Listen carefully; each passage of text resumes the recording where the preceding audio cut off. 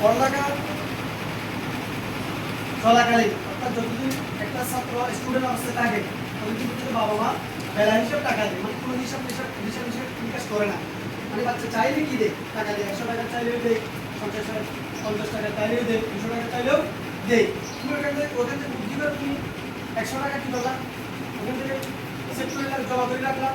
এরপর তুমি পড়ালেখা করতে একটা স্টুডেন্ট পড়ালেখা না করলে 10 থেকে 15 বছর পড়ালেখা করে, এই 15 বছর যদি তুমি সপ্তাহে 50 টাকাও যদি তুমি কি করো, হ্যাঁ সেট করো, পড়ালেখার পরে এইটা তোমার কেউ জানে না। তুমি যে একটা অ্যাকাউন্ট করছো, তোমার অ্যাকাউন্টে টাকা জমা হইতেছে, হ্যাঁ ডে বাই ডে বাড়তেছে টাকাগুলো, এটা কিন্তু কেউ জানে না। তুমি যখন পড়ালেখার পরে চাকরি করবা বা কোনো একটা পর্যায়ে যাবা, তোমার বড় একটা অ্যামাউন্টের টাকা প্রয়োজন হবে, হ্যাঁ তুমি হুট করে টাকাগুলো উঠাইনি, ওখান থেকে তুমি খরচ করতে পারবে।